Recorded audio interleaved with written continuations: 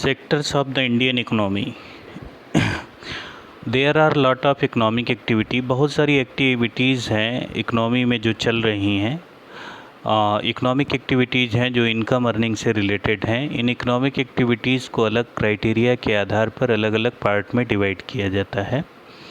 जैसे कुछ एक्टिविटीज़ हैं नेचुरल गुड्स का प्रोडक्शन कर रही हैं, कुछ एक्टिविटीज़ हैं जो गुड्स का प्रोडक्शन कर रही हैं मैन मेड, और कुछ एक्टिविटीज़ हैं जो सर्विसेज का प्रोडक्शन कर रही हैं।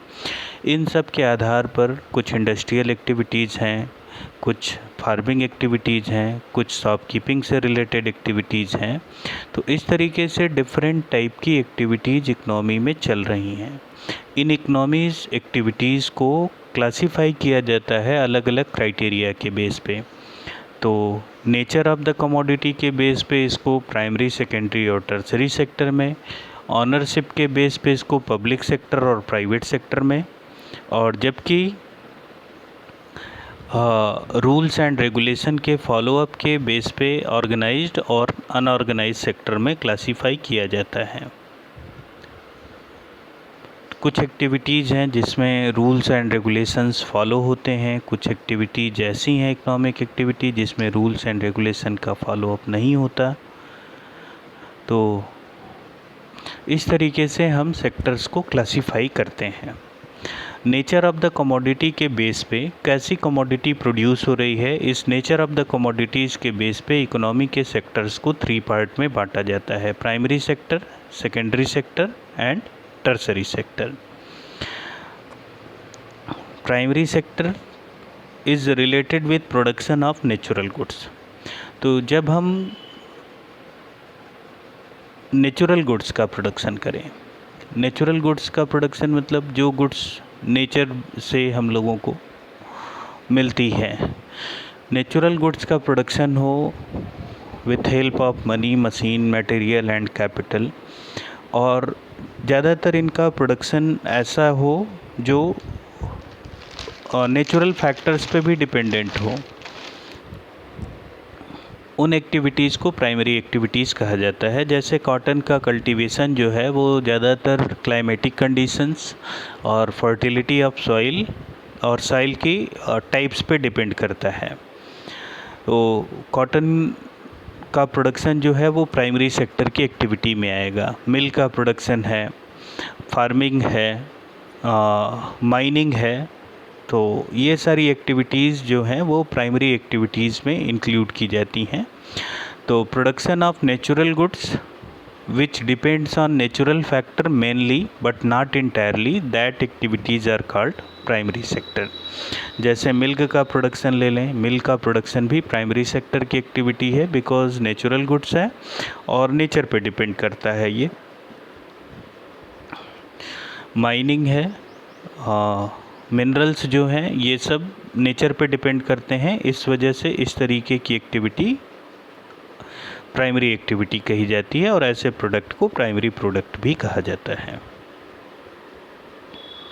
और जब हम प्राइमरी सेक्टर के गुड्स का यूज़ करके फिर किसी और दूसरी गुड्स में कन्वर्ट करते हैं तो इस एक्टिविटी को सेकेंडरी एक्टिविटी कहा जाता है।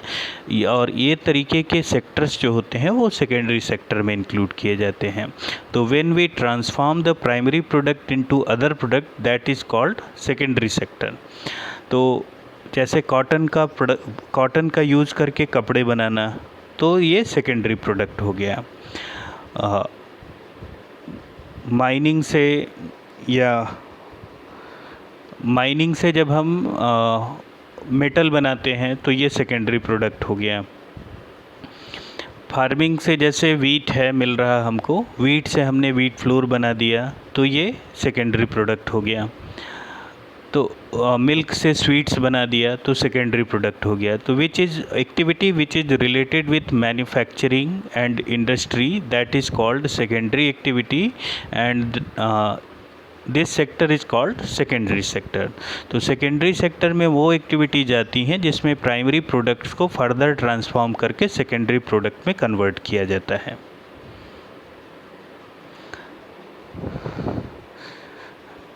जैसे ओर हैं या मिनरल्स हैं, उनसे सीमेंट बनाना, पेपर इंडस्ट्री है।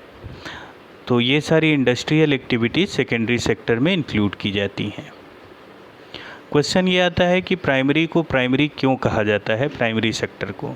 रीज़न ये है कि this provides base to another industry, that's why it is called primary product. Cotton से थ्रेड बनाना सेकेंडरी सेक्टर है, और थ्रेड से क्लोथ्स बनाना सेकेंडरी सेक्टर है। तो प्राइमरी प्रोडक्ट एक बार अगर मैनमेड गुड में ट्रांसफॉर्म हो गया तो वो सेकेंडरी प्रोडक्ट हो जाएगा। शुगर केन से शुगर बनाना, जैगरी बनाना, ये सारे प्रोडक्शन सेकेंडरी सेक्टर की एक्टिविटी में आते हैं। कंस्ट्रक्शन ऑफ हाउस भी सेकेंडरी सेक्टर की एक्टिविटीज़ है।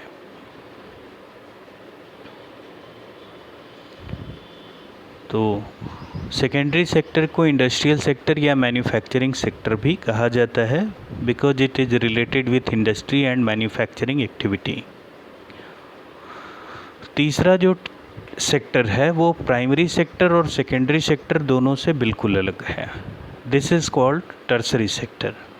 इसको टर्सरी सेक्टर कहा जाता है because in this sector we neither produce any goods, we produce only services. तो ये सेक्टर जो है प्राइमरी सेक्टर और सेकेंडरी सेक्टर की एक्टिविटीज़ को प्रमोट करता है, और इस सेक्टर में सर्विसेज का प्रोडक्शन होता है, जैसे बैंकिंग, ट्रांसपोर्ट, कम्युनिकेशन,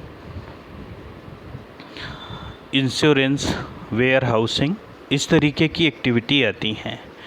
तो tertiary sector is different from primary and secondary because in primary and secondary we produce goods, but in tertiary sector we produce services.